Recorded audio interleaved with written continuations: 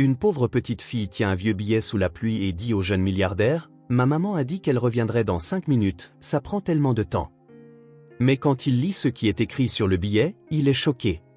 Avant de commencer l'histoire, n'oubliez pas de laisser un like et de vous abonner à la chaîne pour voir plus d'histoires comme celle-ci. La pluie tombait doucement sur New York cette nuit d'automne.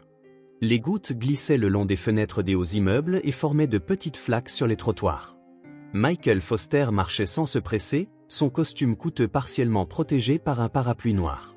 À 40 ans, il avait accompli tout ce que le monde des affaires pouvait offrir, une fortune considérable, un penthouse dans l'un des immeubles les plus exclusifs de la ville et le respect de ses pairs. Et pourtant, il manquait quelque chose. Un jour de plus, encore la même chose, marmonna-t-il en observant les lumières de la ville se refléter dans les flaques de pluie. Ces promenades nocturnes étaient devenues un rituel au cours des derniers mois. C'était son moment pour échapper au silence de l'appartement vide, pour ressentir quelque chose au-delà des murs qui l'entouraient au quotidien. Le succès avait un prix, et dans le cas de Michael, ce prix était la solitude. Il tourna au coin d'une rue faiblement éclairée, s'éloignant du brouhaha des avenues principales. C'est alors qu'il la vit, une petite fille, pas plus de 4 ans, assise sur le trottoir sous le store d'un vieux bâtiment. Elle portait un manteau rouge trempé et serrait contre elle un ours en peluche marron, tout aussi mouillé qu'elle. Ses boucles brunes étaient collées à son visage pâle, et ses yeux, remarqua aussitôt Michael, paraissaient bien trop grands pour un visage si petit. Michael ralentit le pas. Il regarda autour de lui, s'attendant à voir un adulte, quelqu'un de responsable pour elle. La rue était déserte. Et, appela Michael en s'arrêtant à quelques pas pour ne pas l'effrayer. « Tu vas bien ?» La fillette leva les yeux. Il n'y avait pas de larmes, juste l'expression de quelqu'un de trop fatigué pour pleurer. « J'attends, répondit-elle d'une voix aussi petite qu'elle. Michael s'approcha un peu plus et s'accroupit, tenant le parapluie au-dessus d'eux. « Tu attends qui ?» Maman a dit d'attendre 5 minutes et qu'elle reviendrait. Elle met trop de temps. Ce fut alors que Michael remarqua le morceau de papier froissé et mouillé dans les mains de la fillette. C'était un mot écrit au stylo, dont l'encre avait un peu coulé sous la pluie, mais qui restait lisible. « S'il vous plaît, prenez soin de ma fille. Je n'ai pas les moyens de l'élever. J'espère qu'un jour elle pourra me pardonner. » Un nœud se forma dans la gorge de Michael. Il regarda de nouveau autour de lui, plus attentivement cette fois. Aucun signe de mouvement, aucune indication que quelqu'un les observait ou prévoyait de revenir. « Comment tu t'appelles » demanda-t-il, s'efforçant de garder une voix calme. « Emily. »« Emily, c'est un joli nom. Moi, c'est Michael. » La fillette serra l'ours un peu plus contre sa poitrine. « Monsieur Chocolat à froid, dit-elle en regardant le jouet trempé. Michael sentit quelque chose se briser en lui. Une enfant abandonnée sous la pluie, avec pour seule compagnie un ours en peluche. Qui pourrait laisser une petite fille comme ça ? Emily, tu es là depuis longtemps ? Elle haussa les épaules, un geste étonnamment adulte pour quelqu'un d'aussi petit. Le soleil est parti. Au moins quelques heures, donc. Il était presque 21 heures. La température continuait de baisser. Michael examina plus attentivement le visage d'Emily. Malgré le froid et la situation, il n'y avait pas de panique dans son regard, seulement une résignation qu'aucun enfant de 4 ans ne devrait connaître. Ses petits doigts serraient le mot comme s'il s'agissait d'un talisman. « Tu as faim ?» demanda-t-il. Emily hocha légèrement la tête. Maman a dit qu'elle apporterait à manger. Michael prit une grande inspiration. La chose la plus correcte à faire serait d'appeler la police ou les services sociaux. C'était la procédure standard, ce que toute personne censée ferait. Emily serait emmenée dans un foyer temporaire pendant que les autorités chercheraient sa mère ou sa famille. C'était le protocole. Mais quelque chose dans le regard d'Emily le fit hésiter. Ses énormes yeux bruns le regardaient avec une confiance qu'il ne méritait pas, un espoir qu'il ne voulait pas briser. « Tu veux aller quelque part au chaud en attendant que ta maman revienne ?» proposa-t-il, sachant déjà qu'il s'engageait dans un chemin compliqué. Emily regarda le mot dans sa main, puis Michael, comme si elle évaluait s'il était un bon candidat pour réaliser la demande qui y était écrite. « Monsieur Chocolat peut venir aussi ?» Michael sourit, le premier vrai sourire qu'il ait eu depuis des jours. « Bien sûr. Lui aussi a besoin d'un endroit sec. » Il tendit la main mais ne la toucha pas, attendant qu'Emily décide. La fillette jeta un dernier coup d'œil à la rue déserte, comme si elle espérait encore que sa mère apparaisse d'un moment à l'autre. Finalement, elle plaça sa petite main glacée dans celle de Michael. Le contact de cette main si froide fut comme une décharge électrique. À cet instant, Michael comprit qu'il venait de prendre une responsabilité qui changerait tout. Allons-y, dit-il en l'aidant à se lever. On va te trouver, à toi et à Monsieur Chocolat, des vêtements secs. Quelques rues plus loin, Michael héla un taxi. Le chauffeur observa la petite fille trempée d'un air soupçonneux, mais l'argent supplémentaire que proposa Michael fit taire toute question. Sur la banquette arrière, Emily s'assit tout contre Michael, en quête de chaleur. « Où habites-tu, Emily ?» demanda Michael, même s'il se doutait qu'une enfant de son âge ne connaîtrait peut-être pas son adresse complète. « Avec maman, répondit-elle simplement.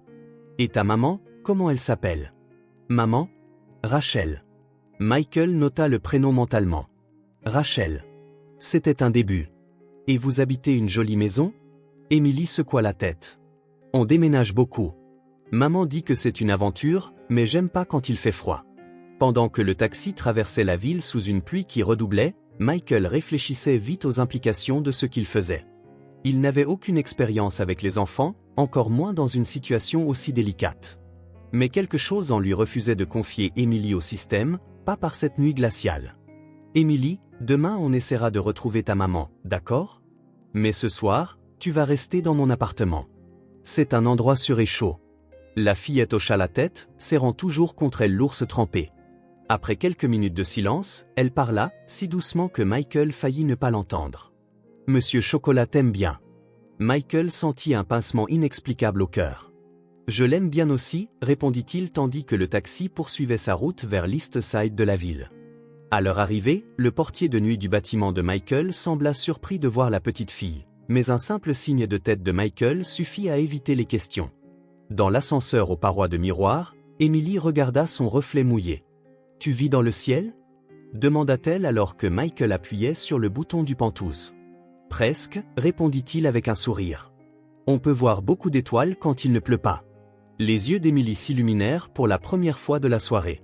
La porte de l'ascenseur s'ouvrit directement sur le vestibule de l'appartement de Michael. L'espace, avec ses meubles élégants et ses œuvres d'art accrochées au mur, semblait encore plus vide à présent avec la présence de la petite Emily. Ses pas laissaient de petites flaques sur le parquet clair, mais Michael s'en moquait bien. « On va d'abord te trouver des vêtements secs, dit-il en remarquant qu'elle grelottait. Michael trouva un t-shirt qui fit office de robe improvisée pour Emily pendant qu'elle se changeait dans la salle de bain, insistant sur le fait qu'elle avait besoin d'intimité, une notion qui surprit Michael, venant d'une si petite personne. Il prépara un endroit pour faire sécher l'ours en peluche, utilisant un sèche-cheveux à la puissance minimale. Quand Emily sortit de la salle de bain, elle avait l'air d'une autre personne. Ses boucles commençaient à sécher, retrouvant du volume, et ses joues étaient colorées d'un rose plus vif. Le grand t-shirt noir de Michael lui arrivait jusqu'aux pieds, comme une robe de soirée. « Est-ce que Monsieur Chocolat a pris son bain, lui aussi ?» demanda-t-elle en voyant l'ours étendu sur une serviette. « Il est en train de sécher. Il sera bientôt tout chaud. » Michael prépara un sandwich et un chocolat chaud pour Emily, l'observant avec un mélange de soulagement et d'inquiétude alors qu'elle mangeait avec l'appétit de quelqu'un qui n'avait pas vu de nourriture depuis un moment. Entre deux bouchées, elle regardait autour d'elle, découvrant les détails de l'appartement. « Ta maison est jolie, commenta-t-elle. On dirait un hôtel. » Michael jeta un coup d'œil circulaire, comme s'il découvrait l'endroit pour la première fois. Le pantouse qui lui avait coûté une fortune lui sembla soudain froid et impersonnel à travers le regard d'Emily. Pas de photos de famille, pas de jouets qui traînent, aucun signe que ce lieu était vraiment un foyer. « Merci, répondit-il, se sentant étrangement mal à l'aise. Après avoir fini de manger, Emily semblait lutter contre le sommeil, ses yeux se fermant et se rouvrant à un rythme de plus en plus lent. « Allons te trouver un endroit pour dormir, dit Michael en la guidant jusqu'à la chambre d'amis, jamais utilisée. Le lit king size paraissait encore plus immense avec Emily allongée dessus. Michael la couvrit d'une couverture moelleuse et déposa Monsieur Chocolat, désormais sec et tout doux, à côté d'elle. « Michael ?» appela Emily au moment où il s'apprêtait à quitter la pièce. « Oui ? Tu crois que maman va nous trouver ici ?» La question frappa Michael comme un coup de poing. Que pouvait-il répondre ? Qu'il soupçonnait que sa mère n'avait aucune intention de revenir ? Que le mot indiquait un abandon délibéré ? Il préféra une vérité plus douce. « Demain, on partira à sa recherche, d'accord ? Pour l'instant, repose-toi. » Emily sembla accepter la réponse. Ses yeux se fermèrent, en quelques minutes, sa respiration devint régulière et profonde. Michael resta là, à la regarder dormir, ressentant une responsabilité qu'il n'avait jamais connue auparavant. De retour dans le salon, Michael relut le mot humide qu'il avait glissé dans sa poche. Les simples mots « s'il vous plaît, prenez soin de ma fille » portaient un poids immense. Qui était Rachel? Quelles circonstances l'avaient poussé à laisser sa fille ainsi? Était-ce vraiment un abandon ou la situation était-elle plus complexe? Emily ne semblait pas maltraitée ou négligée, juste perdue. Michael attrapa son téléphone. Son doigt resta en suspens au-dessus du clavier. Devait-il appeler la police maintenant, ou les services sociaux?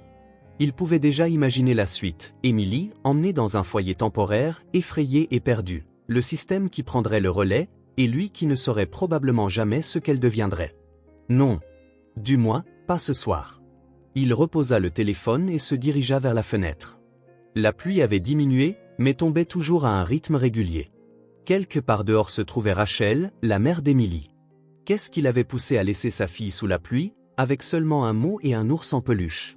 Michael retourna dans la chambre pour jeter un dernier coup d'œil à Emily. Elle dormait paisiblement, une main serrant fermement Monsieur Chocolat. La voir si petite dans son grand lit éveilla en lui un sentiment protecteur qu'il ne se connaissait pas. Demain, il ferait ce qu'il fallait, entreprendre les démarches pour retrouver la mère d'Emily ou contacter les autorités compétentes. Mais cette nuit, il la garderait en sécurité et au chaud. Michael s'assit dans le fauteuil situé dans un coin de la chambre, observant la fillette endormie. Le pincement qu'il avait ressenti plus tôt s'était mué en autre chose, une certitude tranquille que, quoi qu'il arrive ensuite, sa vie avait déjà changé à jamais cette nuit pluvieuse. Et pour la première fois depuis longtemps, Michael ne se sentit pas seul. Michael se réveilla en sentant qu'on le tapotait doucement à l'épaule. Il ouvrit les yeux, un peu perdu, jusqu'à ce qu'il voie Emily, debout à côté du fauteuil où il s'était endormi. Le réveil numérique sur la table de chevet indiquait 23h45. « J'arrive pas à dormir », chuchota-t-elle, tenant Monsieur Chocolat. Ses grands yeux reflétaient la faible lumière de la lampe de chevet. Michael s'agita dans le fauteuil, encore engourdi par le sommeil. « Qu'est-ce qui ne va pas ?» demanda-t-il, la voix rauque. Emily secoua la tête, faisant rebondir ses boucles. « Le lit est trop grand. Je m'y sens perdu. » Michael sourit, comprenant. Le lit king size de la chambre d'amis était en effet disproportionné pour quelqu'un d'aussi minuscule. « On va arranger ça, dit-il en se levant. Sous les yeux attentifs d'Emily, Michael réaménagea la chambre. Il rapprocha le fauteuil du lit et utilisa des oreillers et des coussins supplémentaires pour créer un nid douillet au milieu du matelas. Il ajouta une petite lampe, donnant à l'endroit une lueur chaude et rassurante. « Qu'est-ce que tu en penses ?» demanda-t-il en s'écartant pour qu'Emily puisse voir. La fillette s'approcha, examinant l'installation avec sérieux. « Monsieur Chocolat approuve », déclara-t-elle finalement, grimpant sur le lit et s'installant au centre du nid de coussins. Michael s'assit sur le bord du lit, ne sachant pas quoi faire de plus. Dans son univers de rendez-vous d'affaires et de réunions, il n'avait jamais eu à border un enfant. « Tu veux que je reste jusqu'à ce que tu t'endormes » demanda-t-il, hésitant. Emily hocha la tête, remontant la couverture jusqu'à son menton. « Maman raconte toujours des histoires. » Michael déglutit. Raconter des histoires n'était pas dans ses habitudes. Il jeta un regard circulaire, cherchant une idée, et aperçut la tablette sur la table de chevet. « Laisse-moi voir si je trouve une histoire qui te plaira, » dit-il en l'attrapant. Il chercha rapidement des histoires pour enfants et trouva un conte classique, La princesse et la grenouille, avec des illustrations colorées. Il s'installa près d'Emily, qui se serra immédiatement contre lui pour voir les images. « Prête pour l'aventure de la princesse ?» Emily hocha la tête, déjà captivée par les dessins. Michael commença à lire, sa voix grave prenant des inflexions dont il ne se savait pas capable. Au fil des pages, il sentit Emily se détendre contre lui. Arrivé au moment où la princesse embrasse enfin la grenouille, il remarqua que la petite fille était totalement absorbée. « Tu crois qu'il va vraiment se transformer en prince ?» demanda Emily, les yeux brillants d'impatience. « Qu'est-ce que tu en penses ?»« Je pense que oui. Maman dit que la magie arrive quand on s'y attend le moins. » Michael ressentit un pincement au cœur. Qui était cette Rachel qui parlait de magie à sa fille, malgré ce qu'il soupçonnait être des circonstances très difficiles? Il poursuivit l'histoire, lorsqu'il la termina, il ferma la tablette et la posa de côté. Emily ne semblait toujours pas prête à dormir. « Une autre, s'il te plaît » dit-elle d'une voix à la fois déterminée et endormie. « Une très courte, alors, et après tu dors. » Au lieu d'en chercher une autre sur la tablette, Michael improvisa. « Il était une fois une étoile qui vivait toute seule dans le ciel. Chaque nuit, elle brillait de toutes ses forces, mais elle était triste parce qu'elle n'avait pas de compagnie. Un jour, elle a vu une petite fille qui était aussi toute seule. La petite fille regardait le ciel chaque nuit, cherchant quelque chose de spécial. L'étoile a décidé de briller rien que pour elle et la fillette a souri. À partir de ce jour, ni l'une ni l'autre ne s'est plus jamais sentie seule. Quand il eut fini cette histoire improvisée, il remarqua qu'Emily luttait pour garder les yeux ouverts. « J'ai bien aimé » murmura-t-elle en se serrant un peu plus. « Tu l'as inventé » ? « Oui » admit Michael, surpris de sa propre créativité. « Inventant une autre demain. »« Promis. » Emily se tourna sur le côté, serrant Monsieur Chocolat, et quelques minutes plus tard, sa respiration indiquait qu'elle était endormie. Michael resta assis sur le bord du lit, la regardant. Un étrange sentiment nouveau l'envahit. Cet enfant, qui quelques heures plus tôt lui était totalement étrangère sous la pluie, dormait maintenant chez lui, lui faisant confiance comme si elle avait toujours été là. Avec précaution pour ne pas la réveiller, il se leva. Il avait l'intention de regagner sa chambre, mais quelque chose le retint.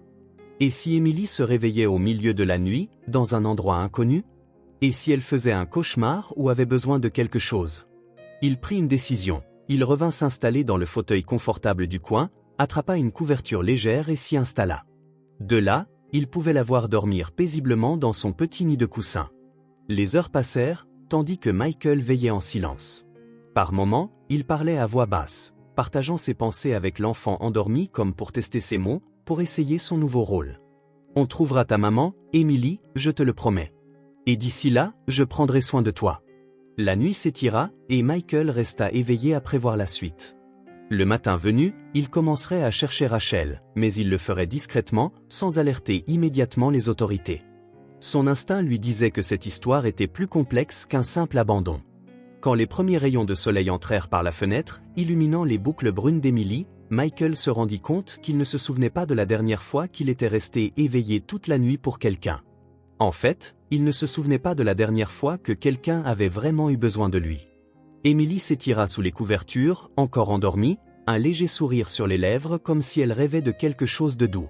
Michael l'observa, partagé entre l'émerveillement et un fort instinct protecteur. En moins de 24 heures, cette petite inconnue avait bouleversé son monde méticuleusement organisé, et, étrangement, il ne le regrettait pas du tout. Le matin se leva sur un ciel dégagé, comme si la pluie de la veille au soir n'avait été qu'un rêve.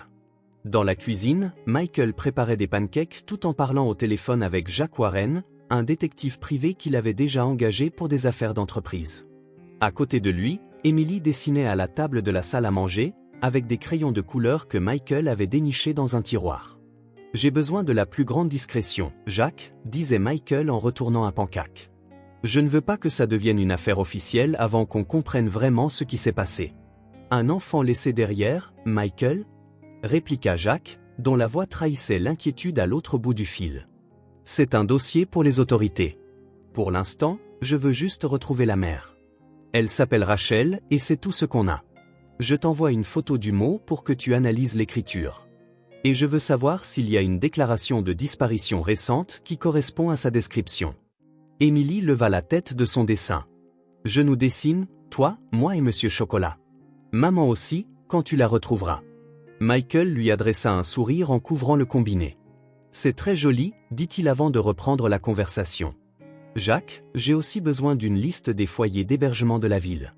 Je veux savoir si une femme nommée Rachel, probablement dans la trentaine, y a séjourné récemment. » Après quelques directives supplémentaires, Michael raccrocha et posa devant Emily une assiette de pancakes. Elle écarquilla les yeux. « Ils sont en forme d'ours !» s'exclama-t-elle, ravie par ces pancakes que Michael avait maladroitement façonnés pour ressembler à un nounours. « Je me suis dit que Monsieur Chocolat apprécierait, » répondit-il, ressentant une satisfaction étrange en voyant l'enthousiasme d'Emily.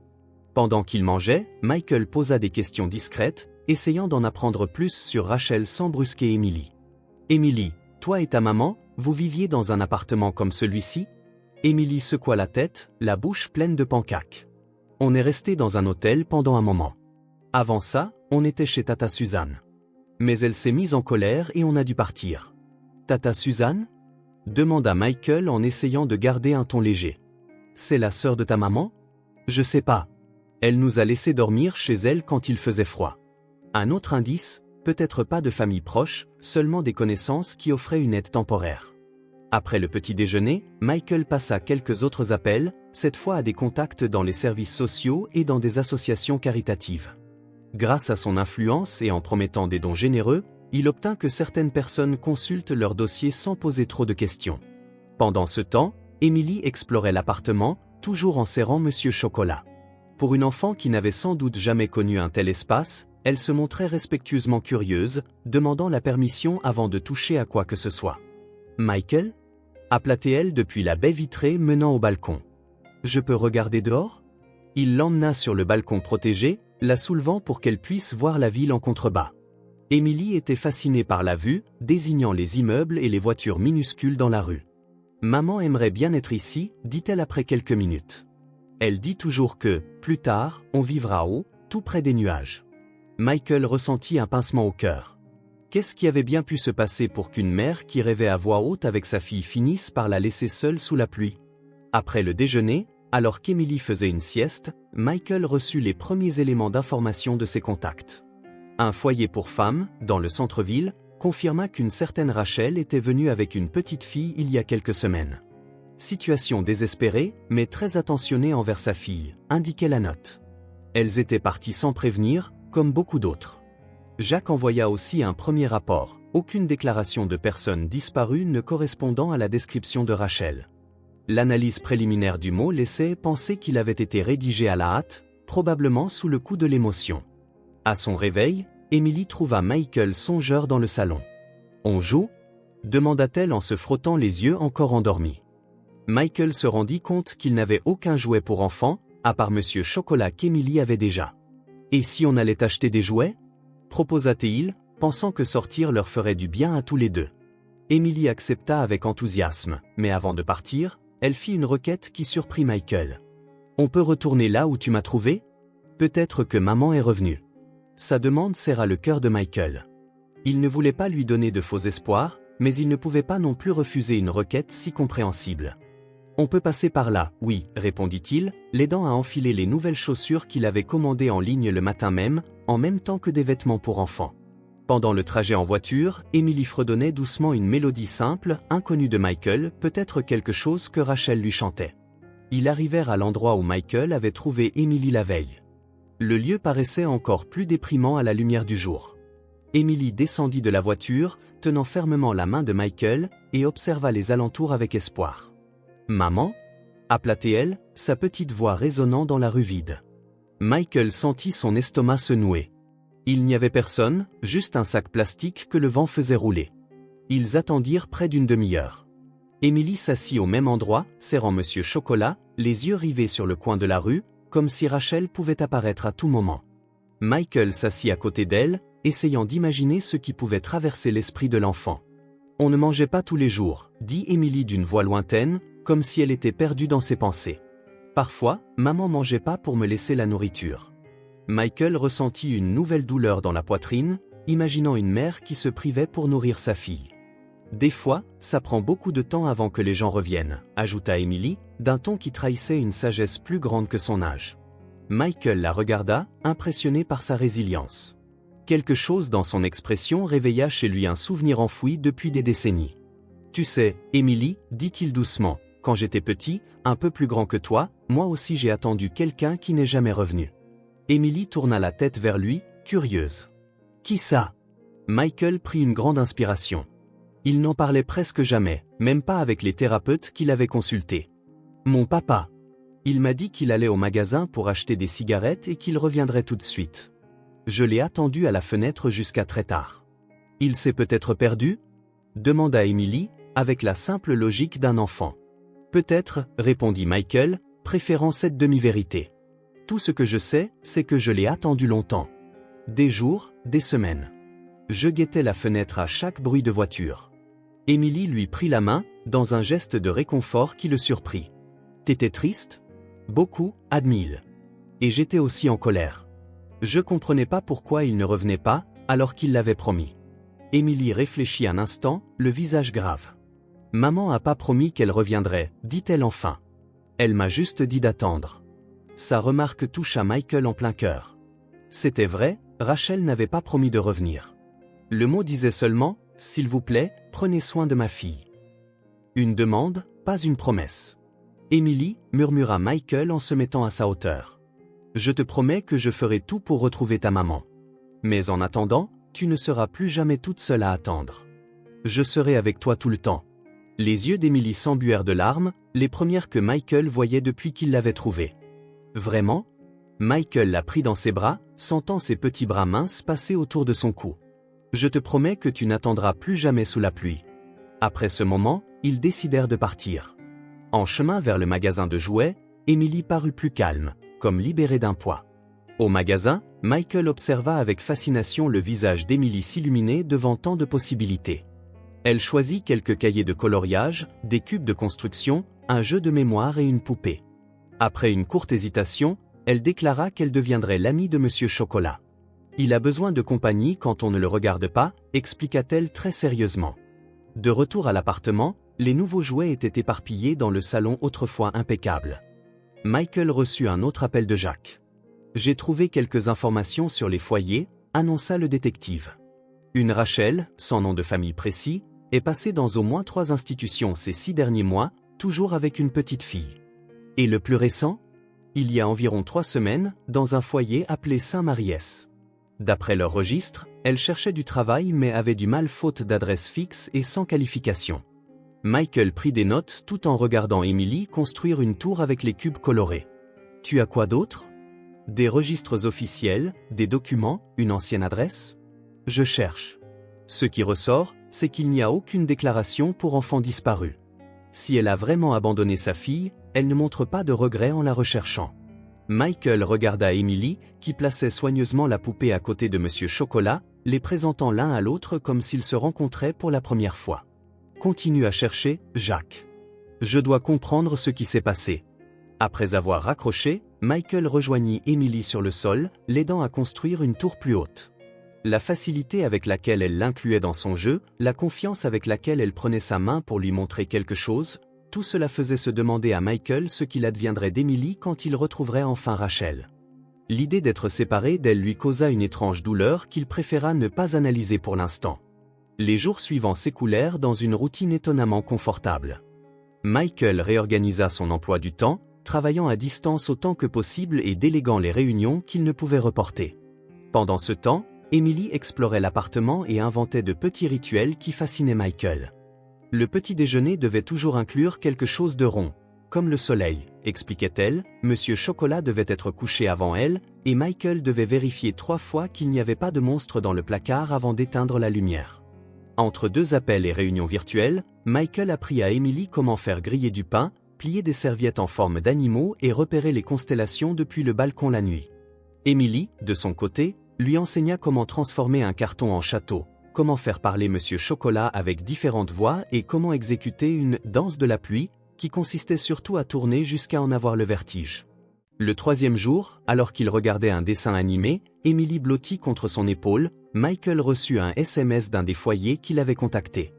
Un employé se souvenait de Rachel et confirma qu'elle avait mentionné des problèmes de santé mentale et des difficultés financières. Elle a cherché de l'aide plusieurs fois, mais est toujours partie avant de mener à terme les programmes d'assistance, précisait la note. Michael se sentit encore plus anxieux à mesure que les informations s'accumulaient. Le portrait qui se dessinait était celui d'une femme luttant contre des circonstances très dures, peut-être des problèmes de santé mentale non traités, essayant d'élever seule un enfant sans soutien familial ni social. La 5e nuit, après avoir couché Emily dans une chambre désormais transformée par des guirlandes lumineuses, des coussins colorés et une petite étagère de livres pour enfants, Michael reçut un rapport plus détaillé de Jacques. Rachel Thompson, 30 ans, historique de dépression sévère. A perdu son emploi de vendeuse il y a 8 mois. Expulsée de son appartement il y a 6 mois. Depuis, elle utilise les services sociaux de manière intermittente. Pas de famille proche en mesure d'aider. Le père d'Emily n'est mentionné nulle part. Michael relut le rapport plusieurs fois. La situation était encore plus compliquée qu'il ne l'avait imaginé. Cela ne ressemblait pas à un cas de négligence, abandon, mais plutôt l'acte désespéré de quelqu'un qui avait atteint sa limite. Le lendemain matin, Michael se réveilla avec l'odeur de quelque chose qui brûlait. Il se précipita dans la cuisine et trouva Emily debout sur un tabouret, essayant de retourner une crêpe sur la plaque de cuisson. Je faisais une surprise, expliqua-t-elle, l'air déçu devant la crêpe carbonisée. Michael rit, alluma la hotte pour dissiper la fumée. Laisse-moi te montrer le truc, dit-il en prenant un peu plus de pâte dans un bol. Emily avait déjà préparé la moitié de la pâte, dont une bonne partie semblait s'être renversée. Tandis qu'il lui montrait comment retourner la crêpe au bon moment, Emily observait avec la plus grande concentration, comme si elle découvrait le secret de l'univers. « Tu crois que maman aimera ma nouvelle chambre ?» demanda-t-elle soudain. La question déconcerta Michael. C'était la première fois qu'Emily parlait de la possibilité que Rachel vienne à l'appartement. « Je suis sûr qu'elle l'adorera, répondit-il prudemment. Tu l'as décorée très joliment.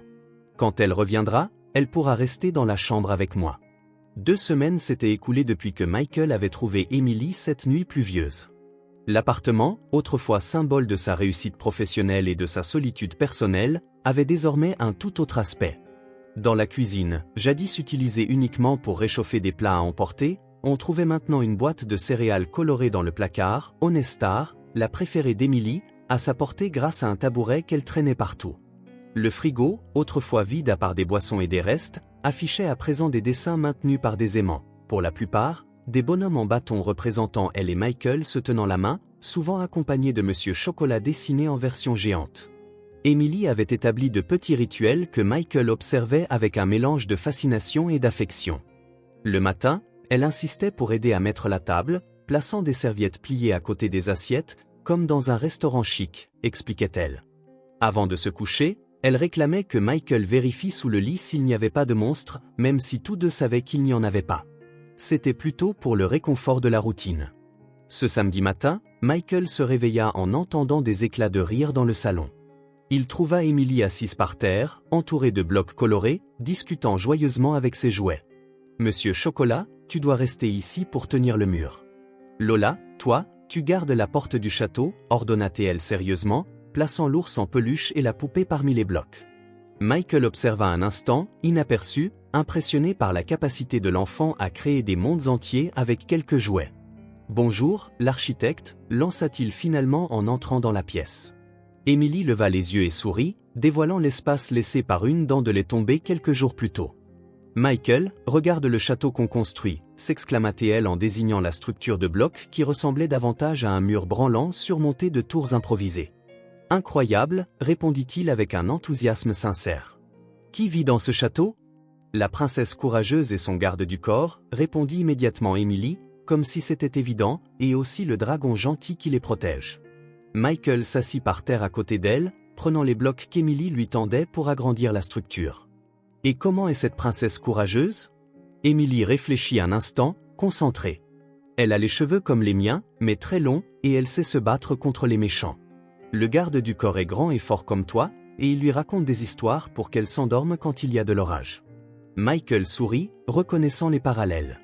Ensemble, ils continuèrent à bâtir le château, qui gagnait en taille et en complexité sous la direction créative d'Emily. Elle nommait chaque pièce selon sa propre logique, que Michael essayait de suivre. « Ça, c'est la chambre de la princesse, avec un lit géant et sans oreiller, » expliqua-t-elle en pointant un espace entre les blocs. « Et là, c'est la cuisine magique qui n'est jamais à court de nourriture. » La mention d'une nourriture inépuisable rappela à Michael le commentaire d'Emily sur le fait de ne pas manger tous les jours. Il la regarda, maintenant si à l'aise et confiante dans son appartement, ressentant une nouvelle vague de protection. Plus tard, pendant qu'Emily coloriait à la table de la cuisine, Michael reçut un nouveau rapport de Jacques. Toujours aucune trace de Rachel, mais de plus en plus de détails sur son passé émergeaient. Un schéma d'instabilité, des tentatives d'amélioration suivies de rechutes. On vérifie les hôpitaux et les cliniques, maintenant, l'informa Jacques au téléphone. Si elle a consulté, on pourrait trouver une piste. Michael le remercia et raccrocha, se tournant vers Emily qui venait de placer son dernier dessin sur la porte du frigo. « Qu'est-ce que tu as dessiné, cette fois ?» demanda-t-il en s'approchant. Emily montra les personnages sur le papier. « Ça, c'est toi qui travailles à l'ordinateur. Ça, c'est moi qui joue, et ça, c'est Lola et Monsieur Chocolat qui prennent le thé. » Michael observa le dessin, notant les détails personnalisés de chaque figure, sa montre, que la petite trouvait fascinante, et ses boucles de cheveux soigneusement représentées. « C'est parfait », la félicita-t-il en l'aidant à le fixer avec un aimant en forme de fraise, un autre nouvel objet dans la cuisine. Dans l'après-midi, ils décidèrent de faire des cookies en suivant une recette simple trouvée par Michael sur Internet.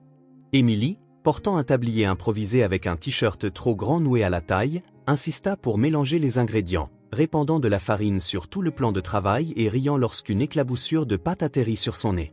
« Ma maman faisait des cookies les jours spéciaux », remarqua Emily en façonnant des formes de pâte irrégulières. « À mon anniversaire et à Noël. »« C'est quand, ton anniversaire ?» demanda Michael, réalisant qu'il ne le savait même pas. « Le 22 en B, répondit-elle, presque à Noël. Maman dit que c'est pour ça que j'ai des cadeaux spéciaux. » Michael en prit note, il ne restait plus que 4 mois avant l'anniversaire d'Emily. L'idée qu'elle puisse encore être chez lui à cette date éveillait en lui des sentiments contradictoires. D'un côté, il voulait absolument retrouver Rachel et les réunir. De l'autre, l'idée qu'Emily quitte sa vie créait un vide auquel il n'était pas prêt à faire face. Quand les cookies furent cuits, embaumant l'appartement d'une douce odeur jusqu'alors inconnue, Emily tira Michael par la main, l'entraînant vers le salon. « Viens, on va raconter l'histoire de la nuit perdue. » C'était une autre tradition que la fillette venait de créer. Emily choisissait 3 dessins parmi les nombreux qu'elle avait faits et défiait Michael d'inventer une histoire qui les reliait. Ce jour-là, elle sélectionna le dessin d'un arbre, celui d'un chat et un autre qui ressemblait vaguement à un cheval. Michael s'assit sur le canapé, Emily blottit contre lui, et commença. Il était une fois un chevalier qui s'était perdu dans la forêt enchantée. Emily écoutait attentivement, l'interrompant parfois pour ajouter des détails ou corriger l'orientation de l'histoire lorsqu'elle n'approuvait pas les idées de Michael. « Non, le chat n'est pas méchant, il a juste peur parce qu'il n'a jamais vu de chevalier avant », protesta-t-elle lorsqu'il suggéra que le chat était un sorcier déguisé. À la fin de l'histoire improvisée, Emily applaudit, satisfaite de la conclusion heureuse où le chevalier, le chat et le cheval retrouvaient ensemble le chemin de la maison et devenaient amis. Le minuteur du four sonna, indiquant que les cookies étaient prêts. Dans la cuisine, Michael aida Emily à enfiler des gants de cuisson bien trop grands pour ses petites mains, la guidant tandis qu'elle retirait délicatement la plaque du four.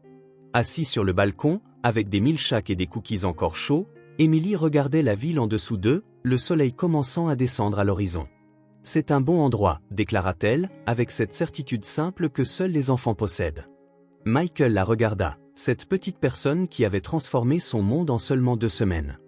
L'appartement, autrefois un simple lieu pour dormir entre 2 journées de travail, était désormais empli de rires, d'histoires, de dessins et de petites routines qui donnaient un sens aux heures de la journée. Emily y avait apporté de la couleur, de la chaleur et un but, là où tout était autrefois monotone et froid. Désormais, chaque recoin portait un nom ou une histoire. La chaise de réflexion, où Michael travaillait parfois, le coin secret, derrière le rideau où Emily aimait se cacher, le mur de la gloire, où ses dessins étaient fièrement exposés. En voyant Emily croquer dans son cookie avec délice, Michael réalisa que c'était la première fois de sa vie d'adulte qu'il se sentait réellement chez lui dans son propre appartement. Et la première fois qu'il redoutait l'avenir, non pas pour ce qu'il pourrait perdre financièrement, mais pour le vide qui resterait si Emily n'était plus là. La perspective du retour de Rachel, reprenant sa fille, lui nouait l'estomac, non pas qu'il ne veuille pas qu'Emily retrouve sa mère, il souhaitait le meilleur pour elle, mais parce que, après avoir ressenti toute la plénitude qu'Emily avait apportée à sa vie, il ne se voyait plus revenir à sa solitude d'avant. Emily leva les yeux et lui sourit, un sourire plein de confiance et d'affection. « Tu veux la dernière bouchée ?» proposa-t-elle, lui tendant son cookie à moitié mangé.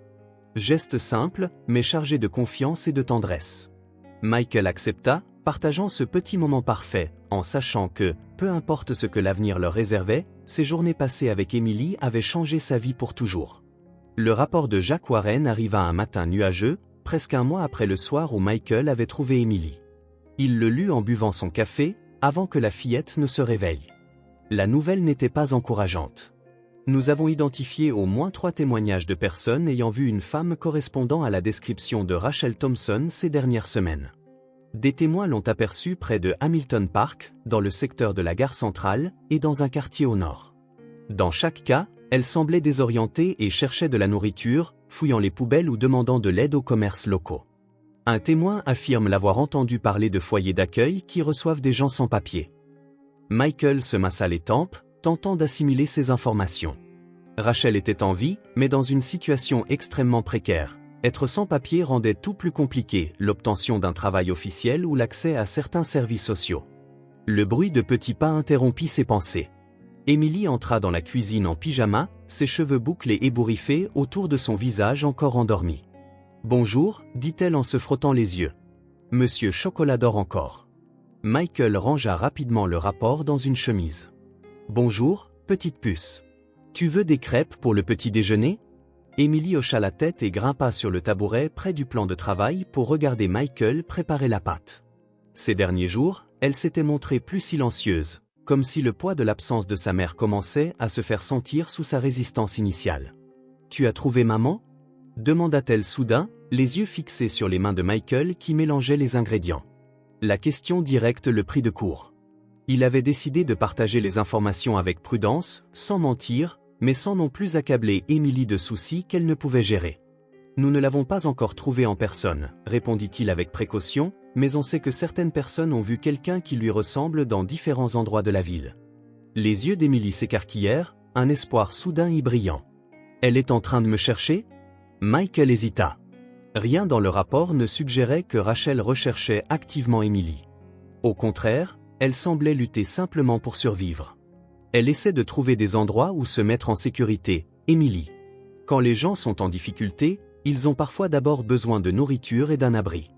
Émilie hocha la tête, comme si elle comprenait. Comme quand on a dormi sur un banc de parc parce que l'hôtel ne nous laissait pas rester. Le cœur de Michael se serra. Ces références lancées au hasard révélaient un quotidien instable qu'aucun enfant ne devrait connaître. « C'est ça, » dit-il en retournant une crêpe. « Mais on la cherche dans tous ces endroits, et on va la trouver. » Pendant le petit déjeuner, Michael expliqua en termes simples ce qu'il comptait faire ce jour-là, se rendre dans certains des quartiers mentionnés dans le rapport de Jacques, parler à des gens qui travaillent avec les sans-abri, et distribuer des affiches avec la description de Rachel, basée sur ce qu'Émilie lui avait raconté. « Je peux venir ?» demanda sérieusement Émilie. « Je connais mieux maman que n'importe qui. » Michael avait prévu de la laisser chez Madame Martinez, une babysitter recommandée par son assistante, qui avait déjà passé quelques après-midi avec Émilie. Mais la requête de la fillette était si sincère, si importante pour elle, qu'il y repensa. « Certains endroits ne sont pas très agréables, Émilie. »« Je suis déjà allé dans des endroits pas agréables, » répliqua-t-elle, faisant preuve d'une maturité qui le surprenait toujours autant. Michael accepta, posant toutefois quelques règles. Émilie devait tenir sa main en permanence, lui obéir immédiatement s'il disait qu'il devait retourner à la voiture, et comprendre qu'il pourrait ne pas trouver Rachel ce jour-là. Les premiers arrêts furent relativement simples, des centres communautaires et des associations caritatives proposant des repas et des services de base aux sans-abri. Michael montrait la photo reconstituée de Rachel, décrivait ses traits et laissait sa carte de visite avec ses coordonnées. Émilie observait tout cela en silence, attentive, ses yeux enregistrant chaque détail des lieux et des personnes qu'il rencontrait. Dans un centre de distribution de nourriture, une bénévole âgée s'agenouilla pour parler à Émilie. « Tu es très courageuse d'aider à chercher ta maman », dit-elle en lui offrant un cookie, qu'elle accepta après un regard d'approbation de Michael. « On va la trouver », répondit Émilie avec conviction. Michael est doué pour retrouver les gens. La simplicité de la foi d'Émilie en lui rendait Michael encore plus conscient de sa responsabilité. Il ne pouvait pas la décevoir. Dans l'après-midi, ils se rendirent dans un parc connu pour regrouper plusieurs personnes sans domicile fixe. Michael tenait fermement la main d'Émilie tandis qu'il s'adressait à des travailleurs sociaux sur place. « Rachel Thompson », répéta l'un des travailleurs sociaux en consultant leur registre. « On a des dizaines de Rachel, mais elle ne donne pas tout un nom de famille. Une femme correspondant à cette description est venue manger ici il y a 3 jours, mais elle n'est pas restée pour les autres services. » Elle avait l'air effrayée. En traversant le parc, Émilie s'arrêta soudain en pointant un banc précis, sous un grand arbre. « On a dormi là une fois, fit-elle. Maman disait que c'était comme faire du camping en ville. » Michael observa le banc de bois usé, imaginant Rachel et Émilie blotties dessus, essayant de dormir tandis que la ville continuait de vivre autour d'elle. Il se baissa à la hauteur d'Émilie. « Tu sais, parfois les personnes qu'on aime ont besoin d'aide mais ne savent pas comment la demander. Comme quand je n'arrive pas à attraper les céréales tout en haut de l'étagère ?» demanda Émilie, cherchant un parallèle. « C'est ça. Mais imagine que, en plus de ne pas pouvoir les atteindre, tu aies très peur de demander de l'aide. » Émilie réfléchit un moment. Pourquoi on aurait peur de demander de l'aide? La question était délicate. Parfois, les adultes traversent des choses vraiment dures qui les rendent honteux ou craintifs. Ils pensent que personne ne voudra les aider, ou que les gens les jugeront. Juger, c'est dire des choses méchantes, non? Sans qui Émilie, montrant qu'elle comprenait déjà pas mal. Exactement. C'est quand on ne voit que les problèmes, pas la personne entière. Ta maman a peut-être peur que ça arrive si elle demande de l'aide. Émilie hocha la tête, pensive, puis déclara avec conviction. Mais nous, on ne va pas la juger, hein? On veut juste l'aider. Exactement, Émilie. C'est pour ça qu'on la cherche, pour qu'elle sache qu'elle n'est pas seule. Dans les jours qui suivirent, Michael réaménagea son planning de travail pour consacrer plus de temps aux recherches. Il engagea 2 enquêteurs supplémentaires pour couvrir différents secteurs de la ville. Il contacta hôpitaux et cliniques pour vérifier les admissions d'urgence. Chaque matin commençait par la même question d'Émilie, « Il y a du nouveau ?» Et chaque soir s'achevait sur la réponse de Michael, « Pas encore ». Ce « pas encore » constant commençait à peser sur l'ambiance de l'appartement. Une semaine plus tard, Émilie coloriait un livre à la table du salon tandis que Michael passait des appels. Soudain, elle s'arrêta, le crayon suspendu au-dessus de la page. « Et si maman ne veut pas revenir ?» demanda-t-elle doucement, sans lever les yeux vers Michael. La question toucha la peur que Michael s'efforçait d'ignorer. Il raccrocha et s'assit à côté d'elle. « Pourquoi tu penses ça ?» Émilie haussa les épaules, un geste qu'elle avait appris pour cacher sa peine. Si elle voulait, elle serait déjà revenue. Michael choisit ses mots avec soin. « Émilie, tu te souviens quand on a parlé des gens qui ont besoin d'aide, mais qui ont peur de la demander ? Il est possible que ta maman veuille vraiment être avec toi, mais qu'elle traverse des choses qui l'en empêchent. » Quelles choses ? Parfois, les adultes tombent malades d'une autre façon, pas comme un rhume ou une toux, mais en se sentant très tristes ou confus pendant longtemps. Ça peut les empêcher de prendre des décisions ou de demander de l'aide. Émilie jouait avec le crayon, songeuse. « Mais toi, tu vas l'aider à aller mieux, hein ? Comme quand j'ai eu de la fièvre. » La confiance qu'Émilie plaçait en sa capacité à tout arranger était à la fois touchante et terrifiante. « Je ferai tout ce que je peux, Émilie. Je te le promets. » Au fil des jours, sans résultat, Émilie se renferma encore davantage. Ses dessins, autrefois colorés et joyeux, montraient désormais souvent des silhouettes solitaires ou des scènes de pluie. Le rituel du coucher s'allongeait, Émilie demandant plusieurs fois à Michael de vérifier la chambre, de rester près d'elle jusqu'à ce qu'elle s'endorme. Un soir, sous la lumière tamisée de la lampe dans sa chambre décorée d'étoiles, Émilie posa la question qui révélait sa plus grande peur. « Michael, si maman ne peut plus s'occuper de moi, est-ce que je dois aller ailleurs ?» Michael, assis sur le bord du lit, ressentit tout le poids de sa question. La vérité était qu'il n'en savait rien. Légalement, Émilie irait probablement dans le système d'accueil si Rachel était déclarée inapte à s'occuper d'elle, à moins que... « Émilie, est-ce que tu aimes être ici avec moi ?» Elle hocha la tête en serrant Monsieur Chocolat. « J'aime beaucoup. Tu ne cries jamais, et il y a toujours à manger, et tu racontes de belles histoires. » Michael sourit malgré la gravité de la situation. « Alors sache que, quoi qu'il arrive, je ferai tout pour que tu aies un endroit sûr. Si c'est avec ta maman quand elle sera rétablie, ce sera merveilleux. Mais si, pour une raison ou une autre, ça n'arrive pas, je ferai tout pour que tu restes avec moi. Promis. » Promis, Michael ? Promis, Émilie. La fillette sembla rassurée par cette certitude. Ses yeux commencèrent à se fermer sous l'effet de la fatigue. « Michael, murmura-t-elle alors qu'elle sombrait déjà dans le sommeil, je crois que maman t'aimerait bien. » Ces simples mots touchèrent Michael au plus profond de lui. Il resta auprès d'Émilie jusqu'à ce que sa respiration devienne lente et régulière, signe qu'elle s'était endormie. Puis, quittant la chambre sans bruit, il se dirigea vers son bureau et décrocha le téléphone. Il était temps de considérer toutes les possibilités. S'il retrouvait Rachel, il l'aiderait à se rétablir et à se réunir avec Émilie. Mais si ce n'était pas possible, ou si cela prenait trop de temps, Michael devait s'assurer qu'Émilie demeure en sécurité et stable. Il appela son avocat, le réveillant malgré l'heure tardive. « Scott, je veux tout savoir sur la garde temporaire et l'éventuelle adoption. C'est compliqué, mais je veux être prêt à tous les scénarios. » Pendant que l'avocat lui expliquait les procédures légales, Michael jeta un coup d'œil à l'un des dessins d'Émilie accrochés au mur, 3 bonshommes se tenant la main, elle, Rachel et lui, sous un soleil souriant. C'était la vision qu'Émilie avait d'un monde idéal, les 2 personnes qui comptaient le plus pour elle, ensemble et heureuses. Michael se promit de tout faire pour que cette vision devienne réalité, d'une façon ou d'une autre. L'appel arriva un dimanche après-midi, alors que Michael et Émilie assemblaient un puzzle dans le salon. C'était Brian Parker, un bénévole d'un programme d'aide sociale que Michael avait contacté plusieurs semaines plus tôt. « Monsieur Foster ?» fit la voix à l'autre bout, pressante. Je crois que j'ai trouvé la femme que vous cherchez, Rachel Thompson. Le cœur de Michael s'emballa. 6 semaines de recherche, des dizaines de fausses pistes, et voilà qu'une opportunité se présentait enfin. Vous en êtes sûr? Demanda-t-il, s'éloignant pour qu'Emily n'entende pas. Presque certain. Une femme d'environ 30 ans, cheveux bruns et bouclés, de grands yeux. Elle est très maigre, vraiment maigre, et a l'air désorientée, mais elle correspond à la photo que vous aviez distribuée. Où l'avez-vous vue? Dans le quartier, près de l'ancienne usine textile. Elle fouillait les poubelles derrière l'épicerie Chaîne. J'ai essayé de l'approcher pour lui proposer de l'aide, mais elle a pris peur et s'est enfuie. Michael jeta un coup d'œil à Emily, concentrée sur la recherche de la pièce de puzzle suivante, ignorante du fait que sa vie était peut-être sur le point de basculer de nouveau.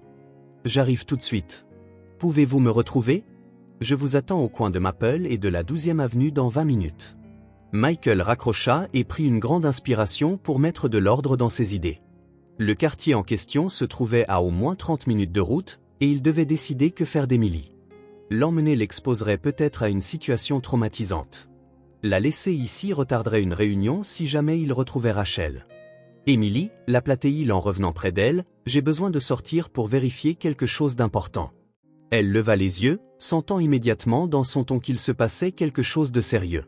C'est au sujet de maman? Oui, quelqu'un pense l'avoir vue aujourd'hui. Je dois aller voir si c'est vraiment elle. Les yeux d'Emily s'agrandirent, mélange d'espoir et de peur. Je peux venir? Michael s'agenouilla devant elle, posant doucement ses mains sur ses épaules. Cette fois, je pense qu'il vaut mieux que tu restes ici avec Madame Martinez, dit-il, en parlant de la babysitter dans la pièce voisine, en train de ranger les vêtements d'Emily. Je dois d'abord vérifier que c'est bien ta maman, et qu'elle est en état de te voir. Peut-être qu'elle ne va pas bien. Elle peut être pas bien, confirma Emily d'une petite voix, révélant sa lucidité étonnante pour son âge. Michael choisit ses mots prudemment. Rappelle-toi quand on a parlé des adultes qui peuvent être malades autrement.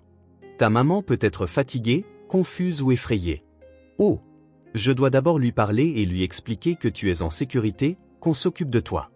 Emily resta silencieuse un instant, assimilant ses paroles. Si c'est vraiment maman, tu vas la ramener ici?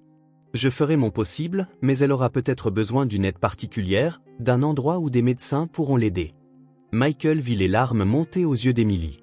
Est-ce qu'elle va revenir pour moi? Demanda-t-elle, la voix tremblante. Michael l'attira contre lui dans une étreinte serrée, sentant ses petits bras se refermer autour de son cou. Emily, quoi qu'il arrive, je te promets que tu auras toujours un endroit sûr. Que ce soit avec ta maman quand elle sera rétablie, ou ici avec moi. Tu ne seras plus jamais seule. Il sentit Emily se détendre légèrement. Promets-moi de tout me raconter quand tu rentreras, pas de secret. Je te promets, pas de secret. Michael expliqua la situation à Madame Martinez, qui accepta de rester aussi longtemps que nécessaire. Emily, bien que manifestement anxieuse, tâcha de prendre sur elle et retourna à son puzzle avec une détermination forcée. Je vais le terminer pour le montrer à maman quand elle viendra, déclara-t-elle, s'accrochant à l'espoir. En voiture, sur la route du point de rendez-vous, Michael appela Jack Warren. On a une piste concrète, annonça-t-il. Je vais sur place. Peux-tu prévenir notre réseau et voir si d'autres l'auraient aperçu dans les environs? Je m'en occupe tout de suite, répondit Jack. Tu veux que je te rejoigne? Non, j'ai besoin que quelqu'un de confiance garde un œil sur Emily. Elle est avec la babysitter, mais je veux que tu surveilles l'appartement. Ça peut vite devenir compliqué. Michael faisait référence à l'éventualité où Rachel ne serait pas en état de se laisser approcher, ou pire, refuserait toute aide. Après tant de semaines de recherche, il ne pouvait pas se permettre de rater cette chance par manque de préparation. Arrivé au coin convenu, il repéra Brian Parker, un homme d'une 50aine d'années, aux cheveux grisonnants et à l'air réellement préoccupé. « Monsieur Foster, dit-il en tendant la main. Je suis content que vous soyez venu si vite. Appelez-moi Michael, je vous en prie. Merci de m'avoir appelé. L'endroit où je l'ai vu est à 2 rues d'ici. C'est un quartier difficile, il y a beaucoup de sans-abri et quelques problèmes de drogue, mais je le connais bien. Je travaille ici depuis des années. » Tandis qu'il marchait, Brian raconta qu'il avait déjà croisé Rachel quelques jours plus tôt, lorsqu'elle était venue à une distribution de nourriture. Je ne savais pas qui elle était à l'époque, mais en la voyant aujourd'hui, je l'ai reconnue. Elle avait l'air très méfiante, ne voulait parler à personne. Elle a pris la nourriture et est partie rapidement. Aujourd'hui, je l'ai revue en train de fouiller dans les poubelles derrière le marché, mais quand j'ai essayé de l'approcher, elle s'est enfuie. Et physiquement, comment la trouvez-vous? Brian marqua un temps d'hésitation. Pour être honnête, elle a l'air très mal en point. Très maigre, des vêtements sales, on dirait qu'elle n'a pas dormi depuis des jours. Mais je n'ai pas vu de signe de toxicomanie, si c'est ce que vous voulez savoir. Ça ressemblait plutôt à des problèmes de santé mentale, peut-être une dépression sévère. Cela correspondait aux informations que Michael avait eues sur l'histoire de Rachel. À la fois alarmant, car elle était dans une situation critique, et presque un soulagement, car il n'y avait pas de consommation de drogue qui aurait encore compliqué les choses. C'est ici, dit Brian en arrivant sur un pâté de maison composé de vieux immeubles et de quelques petits commerces. Elle apparaît souvent dans les parages, surtout près du marché et du refuge communautaire un peu plus bas. Michael le remercia et lui donna sa carte. « Restez disponible, s'il vous plaît.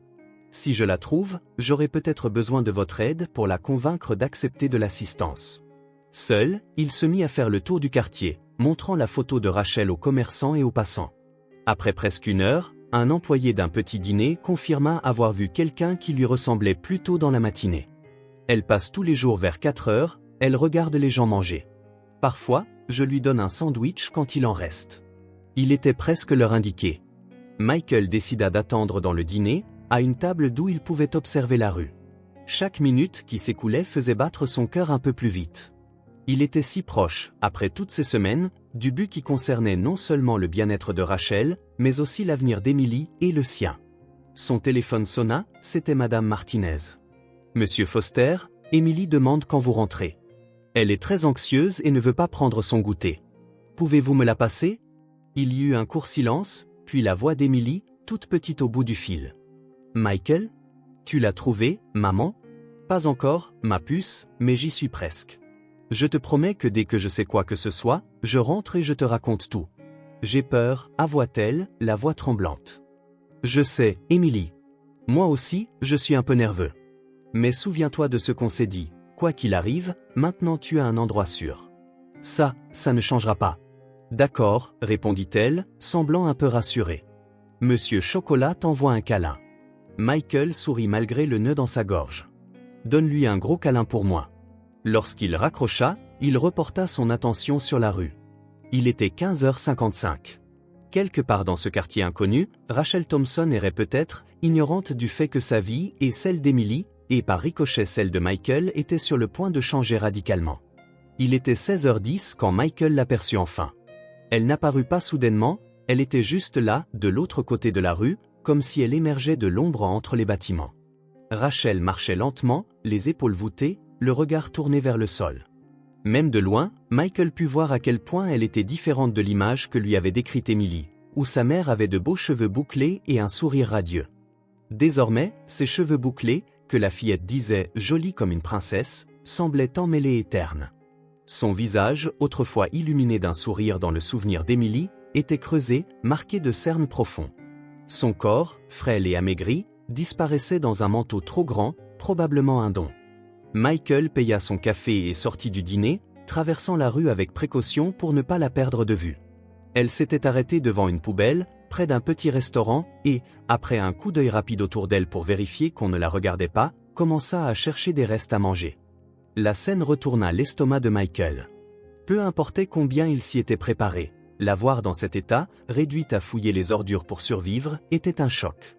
Il prit une profonde inspiration, se rappelant ce qui était en jeu, pas seulement le bien-être de Rachel, mais aussi celui d'Emily.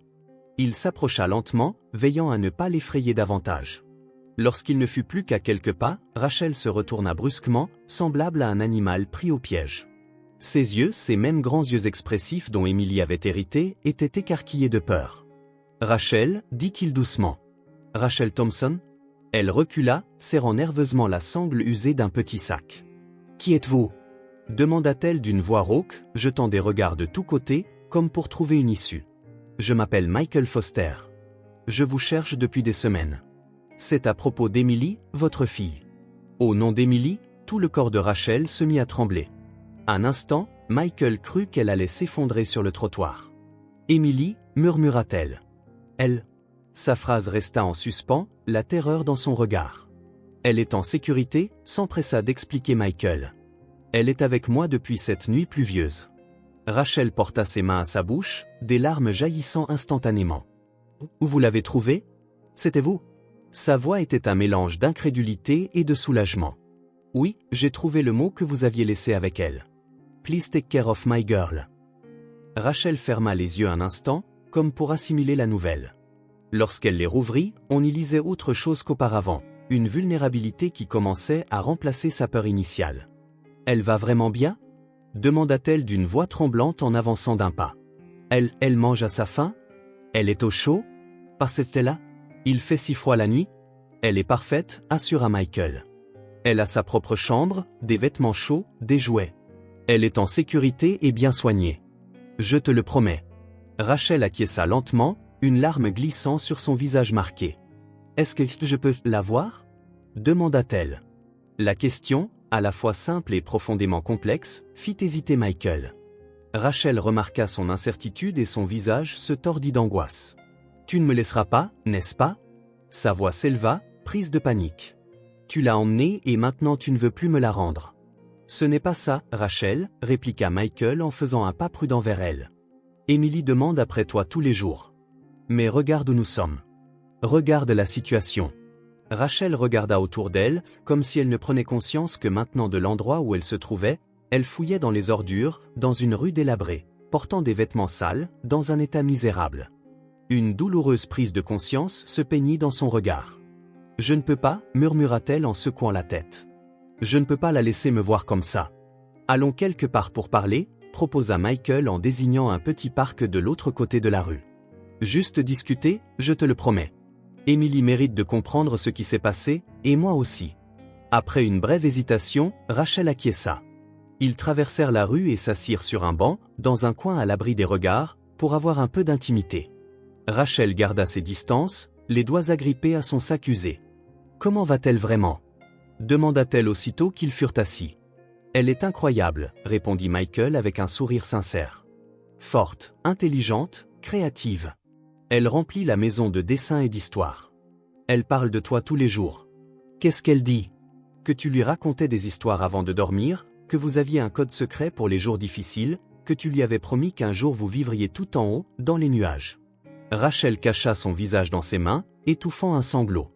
Elle s'en souvient, murmura-t-elle derrière ses doigts. Rachel, qu'est-ce qui s'est passé?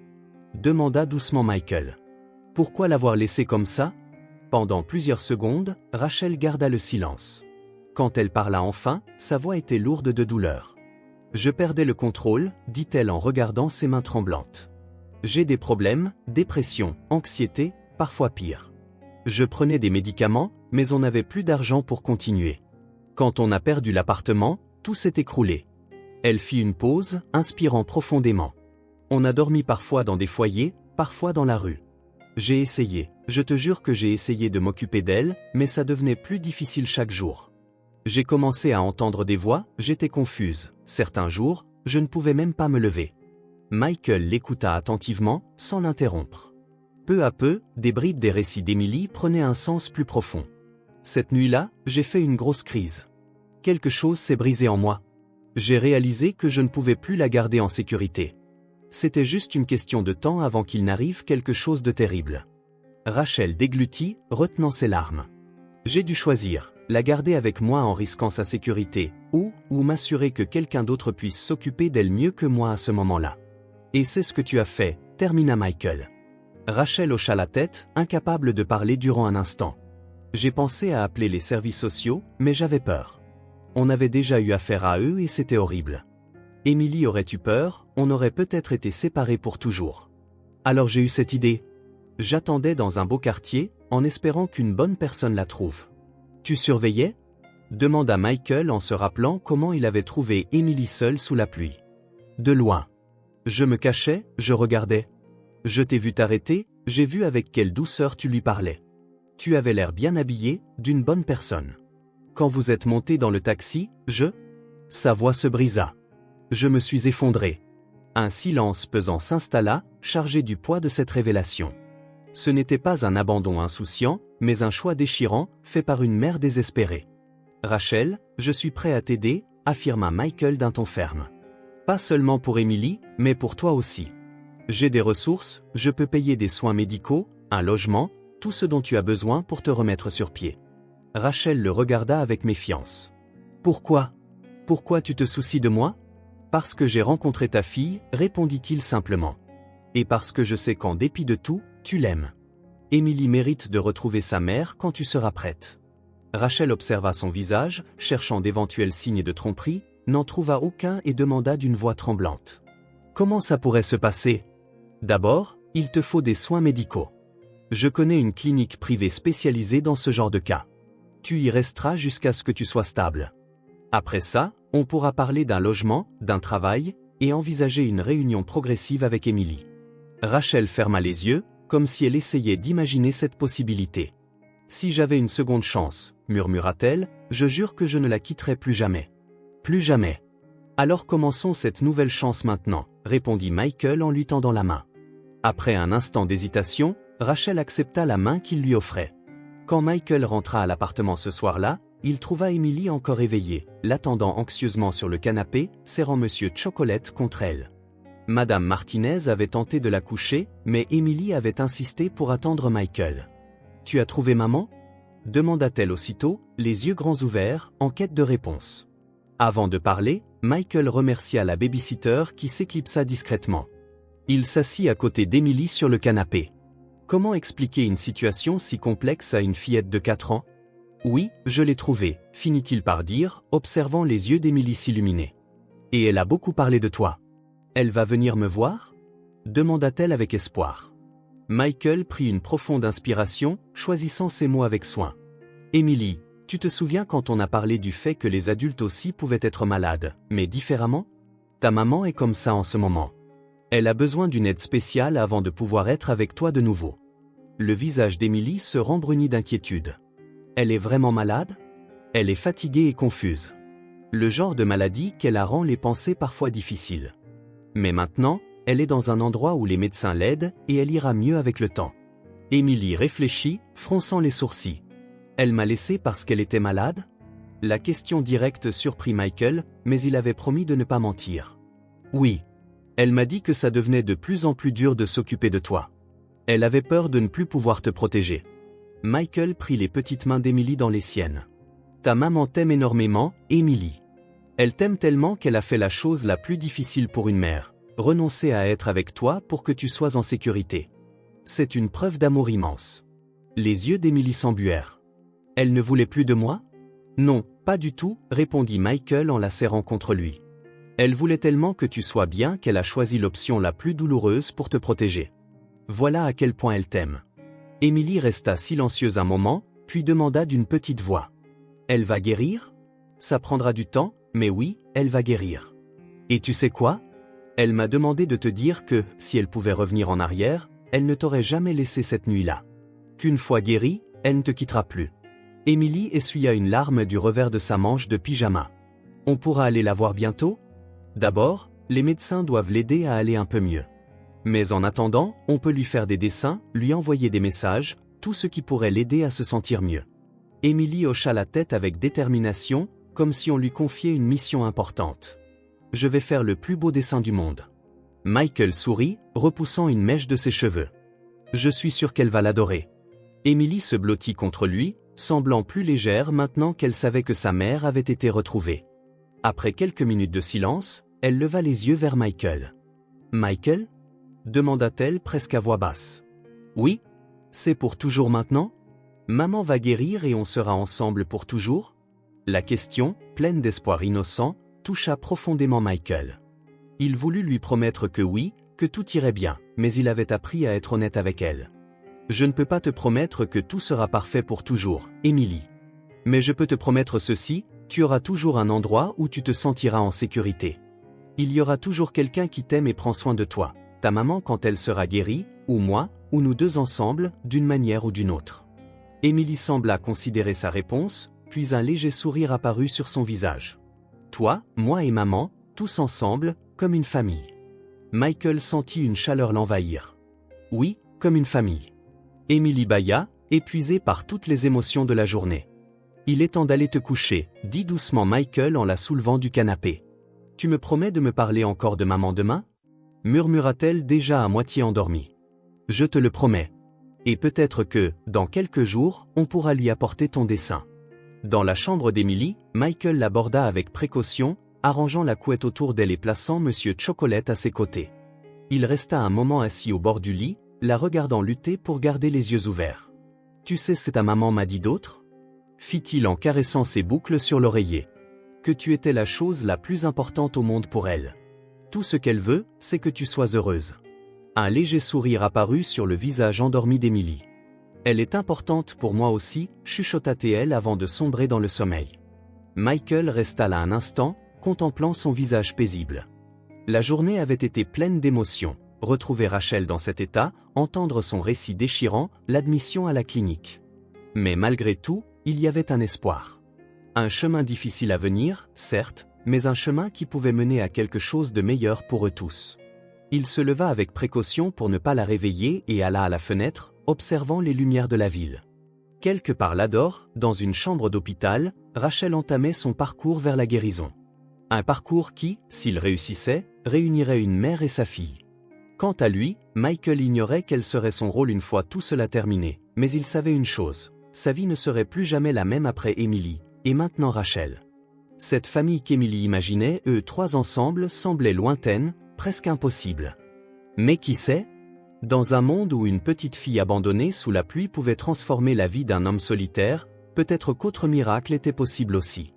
Dans la salle de réunion de la Riverside Clinic, Michael était assis sur l'une des chaises autour de la table ovale. Son costume impeccable jurait avec la tension perceptible sur son visage. En face de lui, une équipe pluridisciplinaire composée de médecins, d'assistants sociaux et de représentants de la protection de l'enfance discutait du cas de Rachel et d'Emily.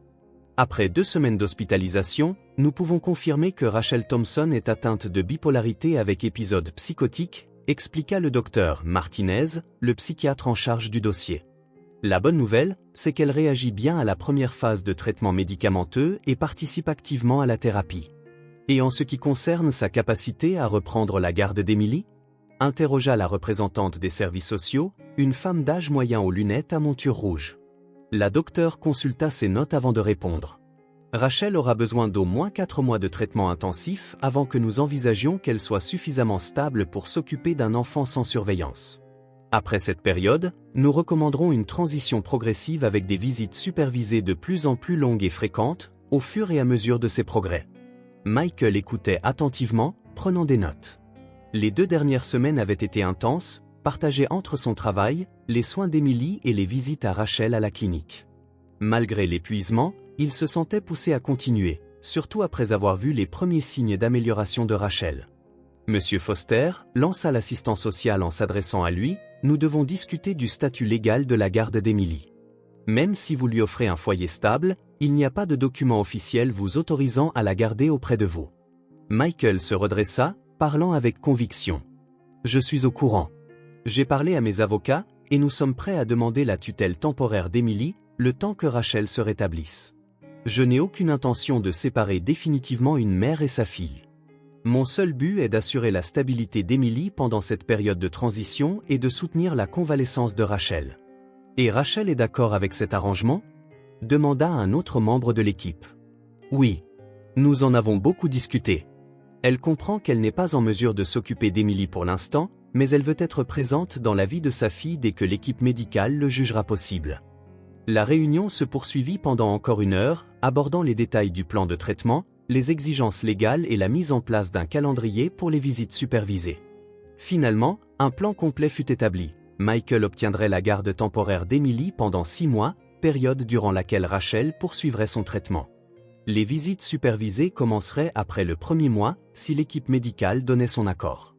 De plus, une fois Rachel sortie de l'hospitalisation, après environ 3 mois, elle irait vivre dans un programme d'aide à la réinsertion et continuerait son suivi en externe, retrouvant petit à petit son autonomie. Michael s'engagea à couvrir les frais non pris en charge par l'assurance et à aider Rachel à se réinsérer professionnellement lorsque le moment serait venu.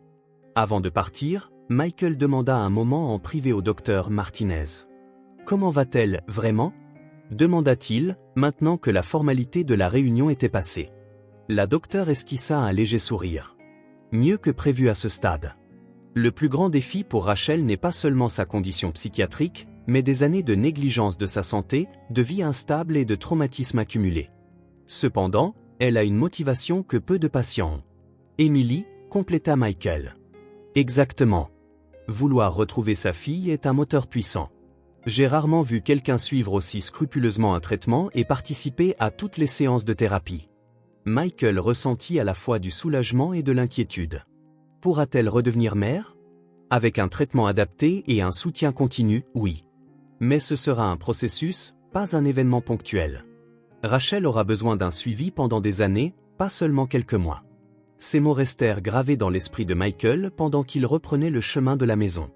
L'engagement qu'il prenait était plus vaste et plus long qu'il ne l'avait d'abord imaginé.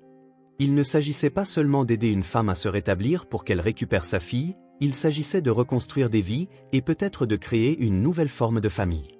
Chez lui, Emily l'attendait avec impatience. Au cours des semaines précédentes, elle avait souvent demandé des nouvelles de sa mère, réalisant des dessins et de petits cadeaux que Michael remettait à Rachel lors de ses visites à la clinique. Comment s'est passée la réunion? Demanda-t-elle dès qu'il franchit la porte, le surprenant par sa compréhension de la situation. Michael sourit, une fois de plus étonné par la maturité de la fillette. Très bien. Parlons-en pendant le dîner, proposa-t-il en remarquant que la table était déjà mise, grâce à Madame Martinez qui s'occupait d'Emily en son absence. Après le repas, Michael emmena Emily au salon, où ils s'assirent sur le tapis moelleux, un espace qu'ils avaient choisi pour leur discussion importante. « Ta maman va mieux » expliqua-t-il. Les médecins l'aident à retrouver des forces. Les yeux d'Emily pétillèrent. « Quand est-ce qu'elle rentre à la maison ?» Michael pesa ses mots. « Ça va prendre du temps, Emily. D'abord, elle doit terminer son traitement à l'hôpital, puis elle ira dans un endroit spécial où des gens continueront à l'aider. Et après ça, quand elle sera prête, elle pourra de nouveau s'occuper de toi. Où je vais rester, moi, en attendant? Ici, avec moi, si tu le souhaites, répondit-il. J'ai dû signer des papiers aujourd'hui qui m'autorisent à m'occuper officiellement de toi pendant que maman se rétablit. On appelle ça une garde temporaire. Emily fronça légèrement les sourcils. Temporaire, ça veut dire que ça ne dure pas pour toujours? C'est ça. Ça dure jusqu'à ce que ta maman puisse de nouveau prendre soin de toi. Emily resta silencieuse un instant, pensive. Mais tu ne vas pas partir, toi? Même quand maman reviendra? La question toucha Michael, qui se la posait lui-même. Quel rôle jouerait-il une fois Rachel rétablie? Non, Emily, je ne partirai pas. Même quand ta maman sera guérie, je resterai dans ta vie. Je ne sais juste pas encore précisément comment, mais je te promets qu'on trouvera une solution. Rassurée, Emily hocha la tête. Je peux aider maman à guérir? Demanda-t-elle, surprenant encore Michael par sa générosité. Bien sûr que tu peux. D'ailleurs, on a une surprise. Si le docteur est d'accord, on pourra aller voir ta maman la semaine prochaine. Le visage d'Emily s'illumina d'un sourire si éclatant que Michael en eut les larmes aux yeux. Vraiment? Je peux apporter mes dessins et Monsieur Chocolate? Tout ce que tu veux. Les semaines suivantes marquèrent un nouveau tournant. Michael réorganisa sa vie professionnelle, déléguant davantage et travaillant souvent à distance, pour être disponible à la fois pour Emily et pour accompagner Rachel dans son traitement. La première visite d'Emily à sa mère à la clinique fut riche en émotions et en délicatesse. Rachel, encore fragile, mais déjà avec un meilleur teint, ne put retenir ses larmes en serrant sa fille dans ses bras. Emily, un peu timide au début, s'ouvrit rapidement et lui montra ses dessins, lui raconta plein d'histoires avec excitation.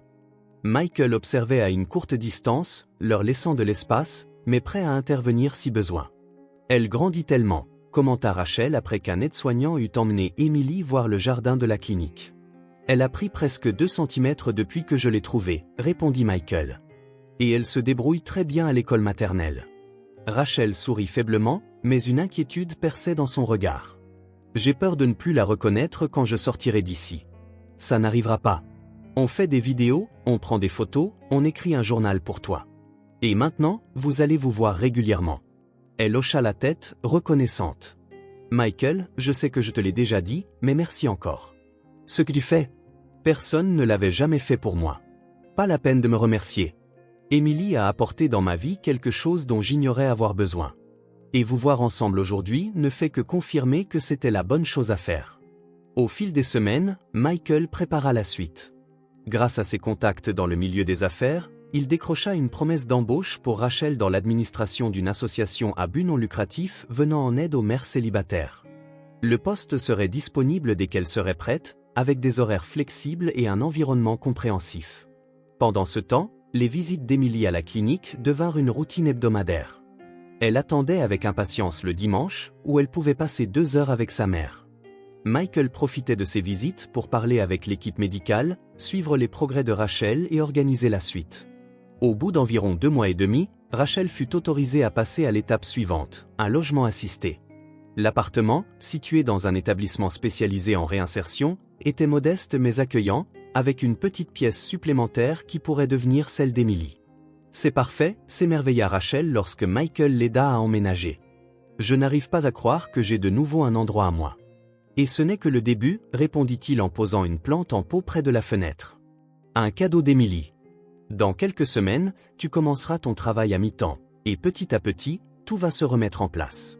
Rachel fit le tour du petit appartement, effleurant les meubles comme pour s'assurer qu'ils étaient bien réels.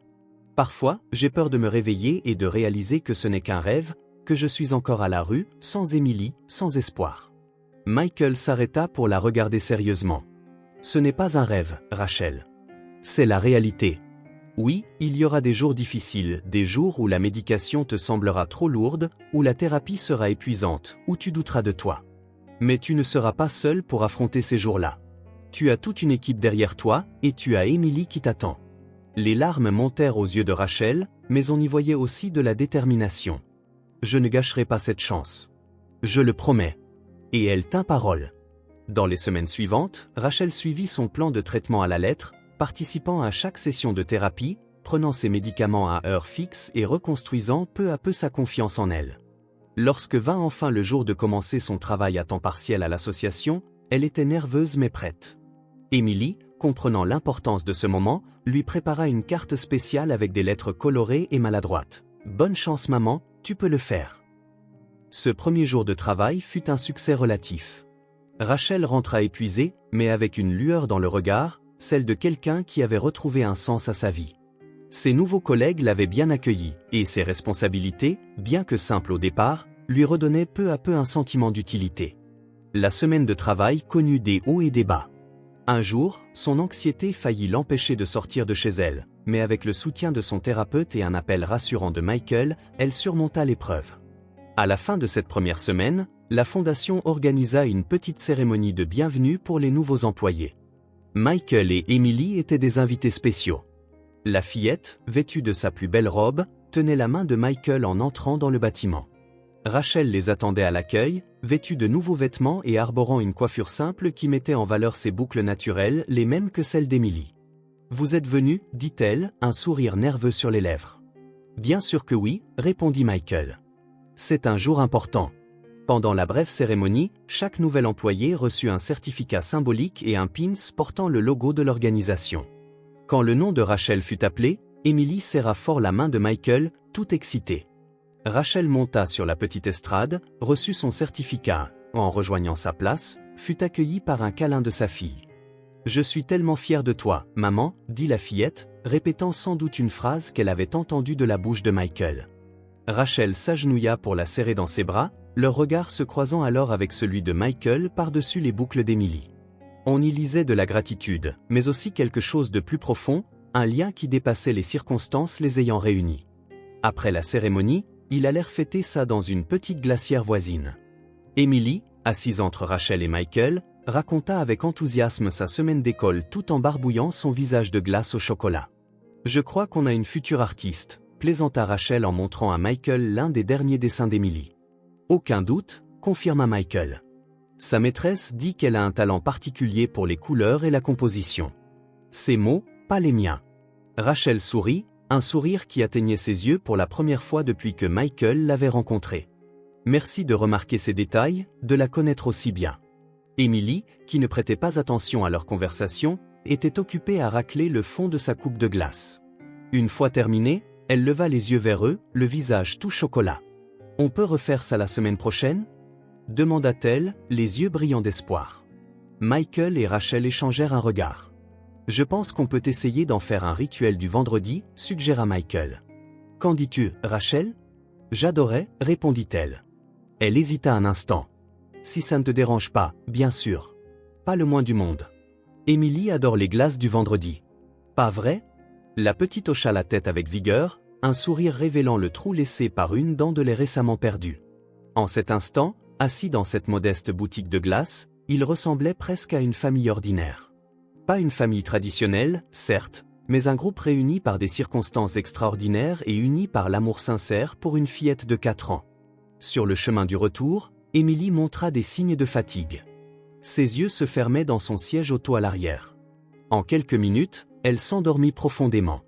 Elle s'endort toujours en voiture, nota Michael d'une voix douce en réglant le rétroviseur pour voir Émilie. Depuis qu'elle est bébé, reconnut Rachel avec nostalgie. Le mouvement de la voiture la berçait à coup sûr.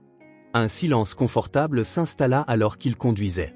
À leur arrivée, devant l'immeuble où Rachel vivait en logement assisté, elle hésita avant de descendre. C'était vraiment une journée spéciale. La première d'une longue série, j'espère. Je pense bien, fit Michael. Tu t'en sors très bien, Rachel. C'est impressionnant de voir tout ce que tu as accompli en si peu de temps. Elle hocha la tête en regardant sa fille endormie. C'est pour elle, tout ça. Je fais tout pour elle. Michael comprit que ce n'était pas tout à fait vrai. Il faut aussi le faire pour toi, Rachel. Émilie a besoin d'une maman qui se valorise, qui prenne soin d'elle-même, pas seulement d'Émilie. Rachel sembla réfléchir à ces mots. Tu as raison. J'apprends ça en thérapie, je ne peux pas être bien pour elle si je ne suis pas bien pour moi d'abord. Elle ouvrit la portière. Merci pour aujourd'hui, Michael, pour tout. Après avoir déposé Rachel, Michael reprit la route, Émilie dormant encore à l'arrière. Il songea à tout ce qui avait changé au fil des semaines. Ce qui avait commencé comme une recherche désespérée d'une mère disparue était devenu un plan de soutien, de guérison, plus surprenant encore, une forme de famille peu conventionnelle. En jetant un coup d'œil à Émilie dans le rétroviseur, Michael réalisa qu'il n'aurait jamais imaginé qu'une enfant trouvée un soir de pluie transformerait autant sa vie. Ni que la mère qui l'avait abandonnée deviendrait quelqu'un pour qui il éprouverait autant de respect, oui, d'affection. L'avenir restait incertain.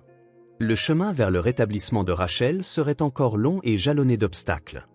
La question de la garde se poserait à nouveau, et le rôle de Michael dans la vie de Rachel et d'Émilie continuerait d'évoluer.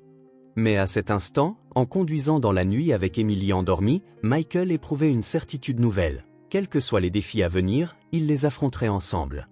Pas comme une famille conventionnelle, peut-être, mais comme des gens qui avaient choisi de tenir les uns aux autres. Quelque chose de plus fort que le simple hasard. En arrivant chez lui, Michael porta Émilie jusqu'à sa chambre. Il la coucha doucement, ajusta la couette et posa Monsieur Chocolate à côté d'elle. Il remarqua sur la table de chevet le dernier dessin d'Émilie, 3 personnages en bâtonnets sous un soleil souriant, une petite silhouette entre 2 plus grandes, toutes se tenant la main. En dessous, dans une écriture enfantine, on lisait « Ma famille ». Michael sourit, éteignit la lumière et referma la porte sans bruit. Oui, une famille. Pas une famille conventionnelle, pas prévue, mais une famille bien réelle. Et c'était tout ce qui comptait. Les saisons passèrent. L'hiver céda la place au printemps qui fit fleurir de nouvelles couleurs dans la ville. 8 mois après la rencontre fortuite de Michael avec Rachel, le jour tant attendu arriva enfin. Dans la salle de réunion de la clinique, autour de la table, se trouvaient Michael, Rachel, le docteur Martinez et une assistante sociale. C'est avec grand plaisir que nous confirmons officiellement que Rachel est désormais apte à reprendre la garde complète d'Émilie, annonça l'assistante sociale en apposant le dernier cachet sur le dossier. Les progrès que nous avons constatés au fil de ces mois sont véritablement remarquables. Rachel serra les mains, tentant de contenir son émotion. Vêtue simplement mais proprement, les cheveux bien coiffés, l'expression sereine, elle était méconnaissable par rapport à la femme désespérée que Michael avait découverte en train de fouiller les poubelles. « Merci », dit-elle d'une voix calme. « Je sais que beaucoup doutaient qu'on arriverait à ce résultat. Moi y compris, parfois. » Le docteur Martinez sourit. « C'est vous qui avez fait le plus dur, Rachel. Vous avez affronté vos peurs, suivi le traitement et reconstruit votre vie pas à pas. La majeure partie du mérite vous revient. » Michael regardait la scène avec des sentiments mêlés. Il était sincèrement heureux pour Rachel et pour la perspective qu'Émilie grandisse auprès de sa mère, mais il ne pouvait nier un pincement au cœur en songeant au vide que laisserait le départ d'Émilie. Depuis des mois, sa vie tournait autour de la fillette, et il avait du mal à imaginer ne plus la voir quotidiennement. « Michael a joué un rôle crucial », reprit Rachel en le regardant, comme si elle sentait ses pensées. « Sans lui, rien de tout cela n'aurait été possible. » « C'est vrai », confirma l'assistante sociale. « Et c'est pourquoi le plan de transition que vous avez proposé ensemble est tout à fait logique. Emily vivra principalement avec vous dans votre nouvel appartement, mais continuera à voir Michael régulièrement, y compris un week-end sur 2.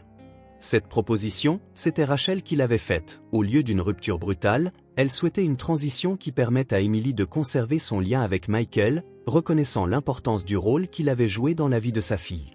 Après la réunion, Michael ramena Rachel à son appartement, puis alla chez lui, où Emily l'attendait avec Madame Martinez. La fillette était surexcitée. Elle avait préparé plusieurs fois son sac, impatiente que sa mère vienne officiellement la chercher pour emménager dans leur nouveau chez-soi. Elle a refait sa valise 3 fois, rit la baby-sitter. Elle est très heureuse. Emily se précipita vers Michael dès qu'il entra. « Maman arrive bientôt ?»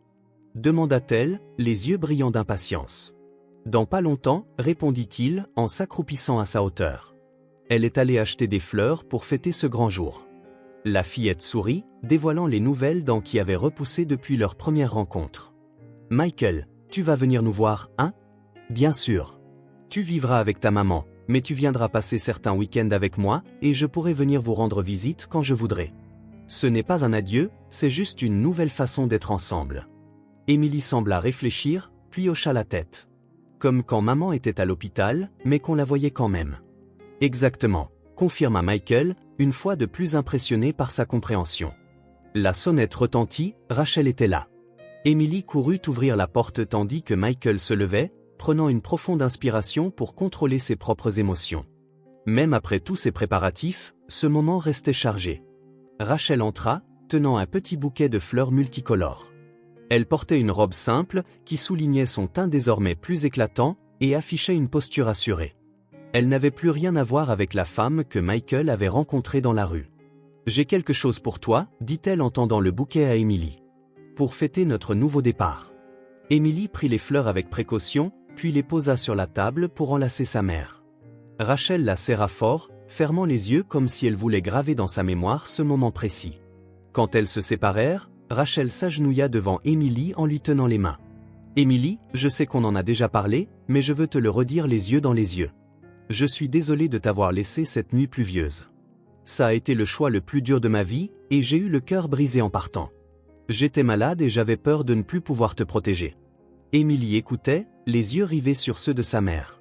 « Mais maintenant, » poursuivit Rachel, la voix serrée par l'émotion, « je te promets de ne plus jamais partir. Je prendrai soin de toi, je t'aimerai chaque jour. Et si jamais je me sens mal à nouveau, je sais ce que je dois faire pour guérir. Comme ça, on restera toujours ensemble. » Emily essuya une larme sur la joue de sa mère. « C'est pas grave, maman. Michael a dit que tu étais malade, mais que maintenant tu vas mieux. » Rachel acquiesça, retenant ses larmes. « Oui, je vais mieux, et tout va bien se passer. Toi et moi, et Michael aussi, parce qu'il fait partie de notre famille maintenant. » Après quelques minutes passées à boucler ses dernières affaires, dont évidemment Monsieur Chocolate et sa copine Lola, Emily était prête. Rachel avait loué un appartement confortable à seulement 15 minutes de chez Michael, pour faciliter les visites fréquentes. Au moment de partir, Rachel se tourna vers Michael. « Je n'ai pas les mots pour te remercier comme il se doit. Tu n'as pas seulement veillé sur Emily, tu m'as donné une seconde chance alors que moi-même je ne croyais pas la mériter. Tu nous as sauvés toutes les deux. » Michael sentit un nœud dans sa gorge.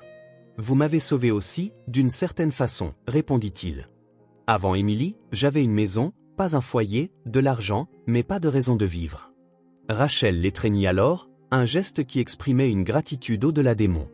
Quand elle s'éloigna, ses yeux brillaient de larmes qu'elle tentait de retenir. « Nous continuerons à faire partie de la vie de l'autre. Emily a besoin de nous deux. Est-ce que c'est pour toujours, maintenant ?»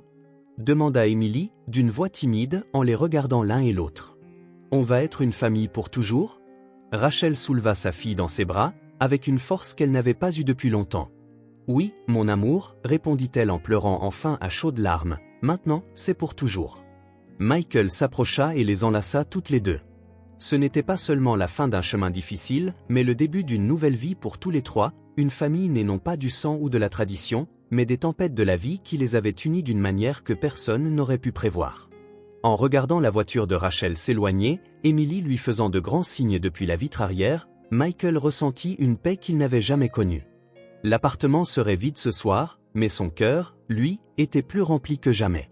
Car, Parfois, la famille qu'on se crée en chemin est tout aussi précieuse que celle dans laquelle on est.